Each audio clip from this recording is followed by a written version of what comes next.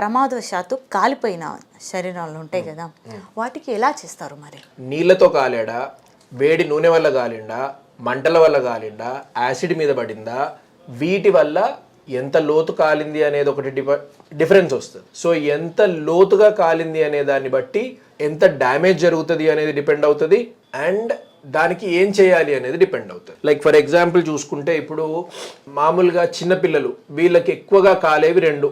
ఒకటి ఏంటనంటే పాలిచ్చుకుంటూ తల్లి వేడి టీ తాగుతుంది. ఆ వేడి టీ పిల్లోడు కదలకుండా ఉండమంటే వాడు ఉండడు, వాడు కదులుతాడు, ఈ టీ పోయి వాడి మీద పడుతుంది, దానివల్ల కాలుతుంది. లేదు స్నానం చేసేటప్పుడు వేడి నీళ్ళు తీసుకొచ్చి అక్కడ పెట్టి అమ్మ ఇంకేదో తీసుకురాడనుకో, టవలో సబ్బో షాంపూనో ఏదో తీసుకురావడానికి వెళ్తుంది. ఈలోగా వీడు ఉండే కాడు ఉండడు, వీడు పోయి ఆ వేడి నీళ్ళలో పడతాడు. లేకపోతే బకెట్ కింద వేసుకుంటాడు, అవే నీళ్ళు వచ్చి వాడి మీద పడతాయి. సో ఎట్లొచ్చి దేనివల్ల కాలినా కూడా ఏ పదార్థం వల్ల ఏ రకంగా కాలింది అనేది. అండ్ నేను ఇప్పుడు చెప్పిన వాటిల్లో ఇంకొక ఇంపార్టెంట్ అది మిస్ అయినాము, అది ఎలక్ట్రికల్ బర్న్స్, కరెంట్ షాక్ కొట్టడం వల్ల కాలేదు. సో దేని వల్ల కాలింది అనే దాన్ని బట్టి ఎంత తీవ్రత అనేది ఉంటుంది, ఎంతసేపు కాలేరు అనే దాన్ని బట్టి ఎంత డెప్త్కు పోయింది, ఎంత తీవ్రత అనేది ఉంటుంది, ఎంత తీవ్రంగా కాలింది అనే దాన్ని బట్టి ఏం ట్రీట్మెంట్ అనేది ఉంటుంది. సో బర్న్స్ అనేది ఆల్మోస్ట్ కంప్లీట్ గా మా డిపార్ట్మెంట్ కిందకే వస్తుంది. వేరే వాళ్ళ రిక్వైర్మెంట్ వేరే వాళ్ళ ఇది కొంచెం తక్కువ. వెరీ రేర్ గా వేరే డిపార్ట్మెంట్స్ ది మాకు అవసరం పడుతుంది ఇప్పుడు కాలిన కేసెస్ లో. లైక్ ఫర్ ఎగ్జాంపుల్ బాగా ఎక్కువగా కాలుతున్నప్పుడు క్లోజ్డ్ రూమ్ లో అయినాయి అనుకుందాం బర్న్స్.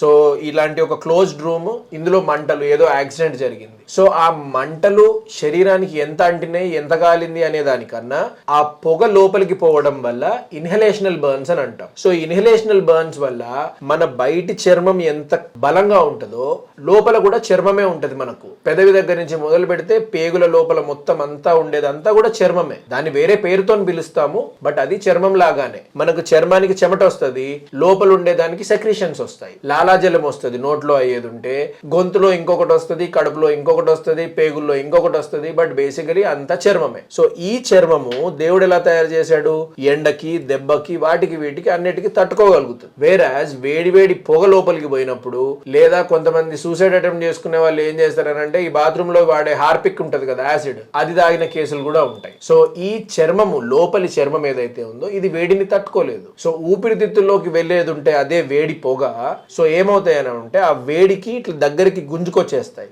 ఎడిమా వస్తుంది, వాపు వస్తుంది. సో దారి అనేది మొత్తం మూసుకుపోతుంది. సో ఇలా మూసుకుపోయే లోపే ఎమర్జెన్సీ డిపార్ట్మెంట్ వాళ్ళు ఎవరైతే ఉంటారో, ఎమర్జెన్సీ అనస్థీషియా డిపార్ట్మెంట్ వాళ్ళు కావచ్చు, ఇంటెన్సివ్ కేర్ డిపార్ట్మెంట్ వాళ్ళు కావచ్చు, వీళ్ళు ముక్కు ద్వారా గానీ నోటి ద్వారా గానీ శ్వాస తీసుకోవడానికి ఇంట్యుబేషన్ పైప్ వేస్తారు. సో అది ఊపిరితిత్తుల లోపలికి గాలిని అందిస్తుంది. వాళ్ళు ఎమర్జెన్సీలో రిక్వైర్మెంట్ అవసరం ఉంటారు. సో అట్లా కొన్ని రేర్ కండిషన్స్ లో వేరే డిపార్ట్మెంట్ వాళ్ళది మాకు అవసరం ఉంటుంది. ఇట్ ఈస్ నాట్ లైక్ మేమే వెళ్ళిపోయి అందరికి ఏదో చేసేస్తాము అని కాదు, మాకు వేరే వాళ్ళది అవసరం డెఫినెట్ గా ఉంటుంది. సో బర్న్స్ ఎంత లోతుగా కాలింది అనే దాన్ని బట్టి వైద్యం ఏంటి అనేది ఉంటుంది.